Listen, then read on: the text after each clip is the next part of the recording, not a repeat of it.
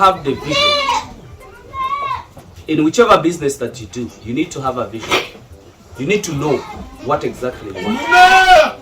Let's say somebody will wake up today and is saying he wants to do farming, really doing serious farming. What do you have to put in your mind first? First and foremost, I want you to think about the land. You cannot do farming without land. And how do you acquire land? It's either by buying it or maybe hiring it. You get it? So there are two ways of getting the land. How big is the land that you really need?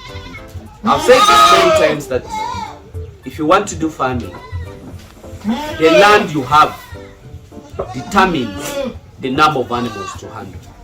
Or the animals you have in your mind determines the acreage that you want. And that as well determines the system that you want to use. I don't know whether I'm trying to make myself clear into that, but I'm trying my best to make sure that you understand this.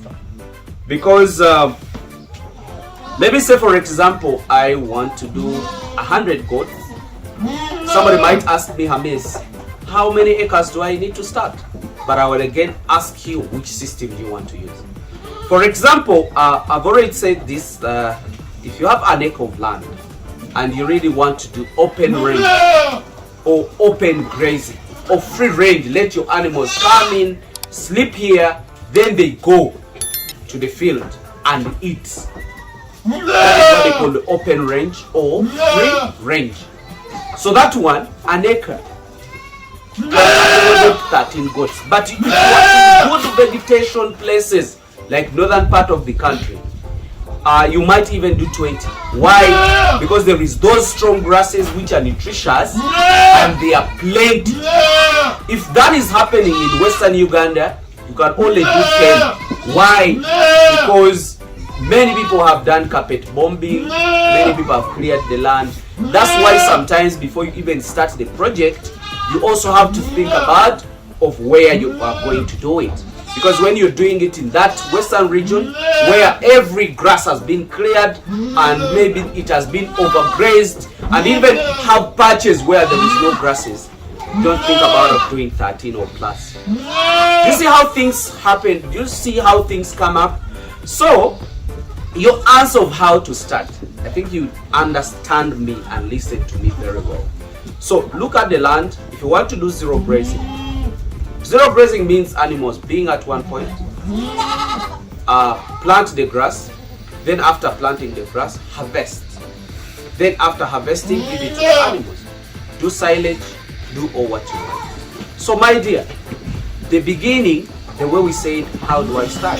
Start with land. But in what I've told you, if you're planting grass and harvesting, if you're planting grass, harvest and feed, or maybe process, do zero grazing, just make sure that an acre is feeding up to 50 animals.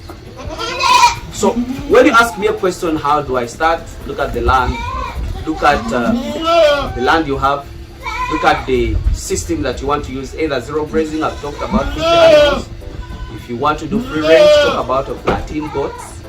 Or if you are in Western Uganda or other areas that doesn't have very good vegetation as per now, then look at around 10 goats.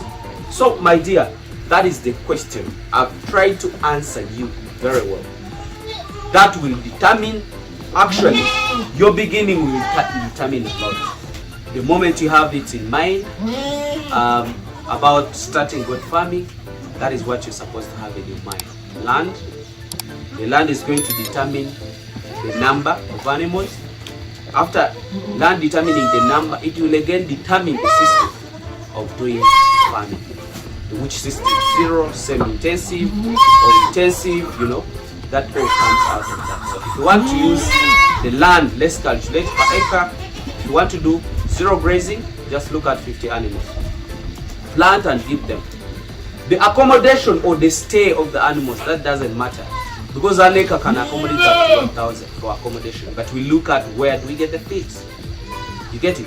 That's what happens. So we said that the land determines the number of animals, determines the system of farming that you're going to use. Then after that, you think about of which breed that you want to.